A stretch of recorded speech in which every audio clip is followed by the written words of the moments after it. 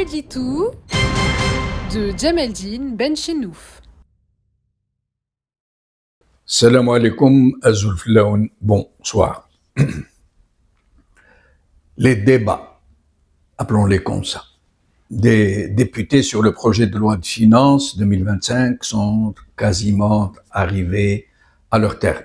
Il n'y a plus qu'à procéder à un vote de pure forme, comme d'hab. Le plus remarquable qui s'est passé dans ces débats, dont on nous apprend qu'ils ont été houleux, oui, et qui auraient même failli tourner au pugilat,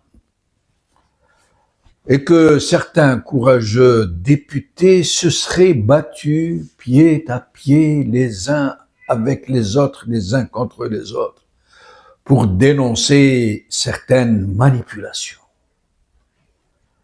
J'avoue que j'en ai été très surpris. Des députés algériens qui ruent dans les brancards, qui refusent d'être une chambre d'enregistrement, des commis à la claque, des béni-oui-oui compulsifs. J'ai été voir d'art ce qui s'était passé. En fait, oui, j'ai appris qu'il y a eu vraiment de l'eau dans le gaz, mais juste de petites prises de bec entre des sensibilités et d'autres, sur des détails procéduriels insignifiants. Et les sempiternels ticharbichines d'arrière-garde qui font l'essentiel dans les gesticulations des habituels apparatchiks, des habituels locataires, j'allais dire squatteurs du Parlement. Rien de nouveau donc. J'ai été trop naïf pour avoir cru l'espace d'une tournée téléphonique que nos honorables représentants se sont rebiffés, qu'ils ont examiné le projet de loi de finances dans le fond, qu'ils ont exigé d'avoir des explications sur le montant exorbitant du budget de l'armée, qu'ils ont demandé pourquoi il a encore été augmenté, pourquoi ces fortunes ne sont l'objet d'aucun contrôle, aucun contrôle sur le budget de l'armée, ni en amont, ni en aval, et d'autres questions du genre que se posent de nombreux Algériens, tout cela dont la conscience politique n'a pas encore été plongée en coma politique.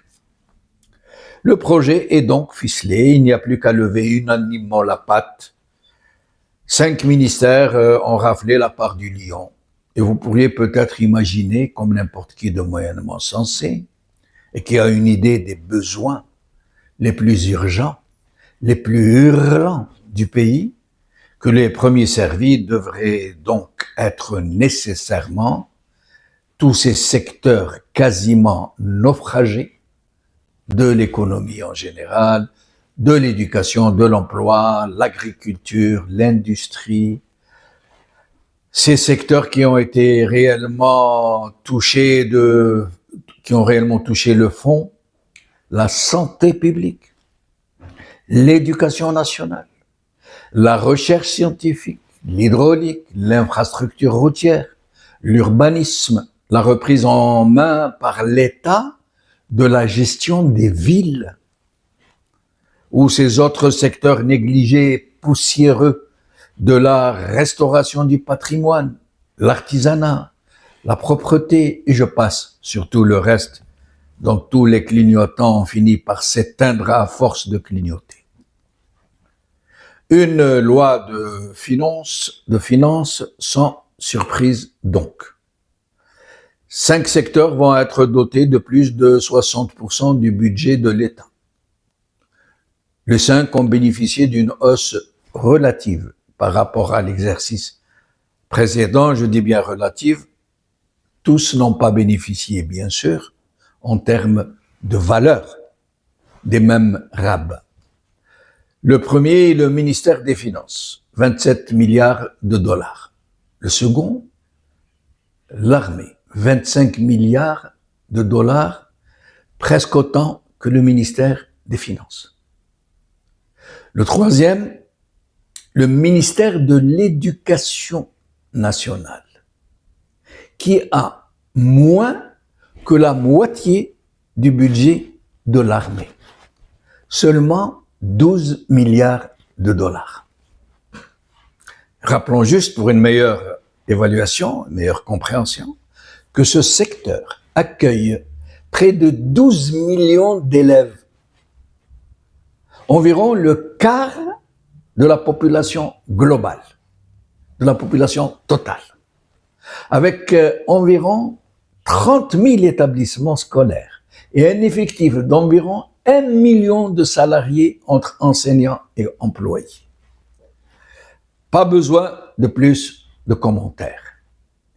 Vient ensuite le ministère de l'Intérieur, avec 10 milliards de dollars. Là non plus, pas plus de commentaires, pour ne pas simplifier.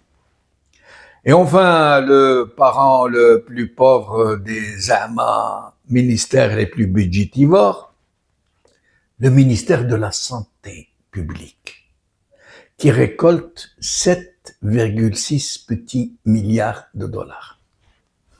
Normal, me diriez-vous, puisque le président Tebboune a déclaré publiquement, et même avec beaucoup de vigueur, que le secteur algérien de la santé est le meilleur d'Afrique et du Maghreb. Pour reprendre ses propres mots.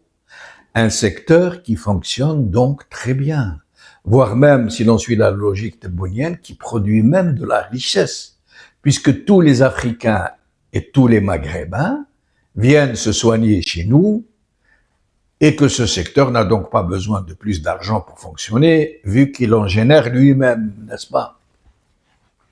Il faut juste savoir qu'un nombre effarant de gens meurent tous les jours, faute d'une prise en charge minimale, que d'autres ont dû vendre leurs maigres biens pour aller se soigner ailleurs, que nos médecins s'expatrient par milliers, et qu'il y a même aujourd'hui des gens âgés qui entreprennent une harga pour aller se soigner de l'autre côté de la Méditerranée.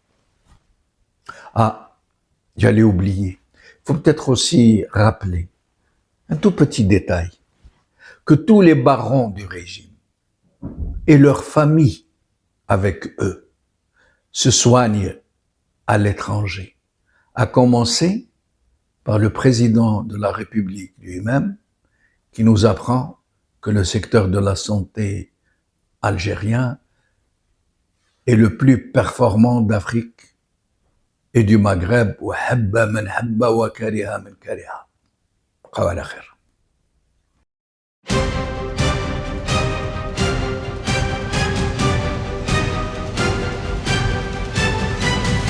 L'édito de Djemeldine Benchenouf.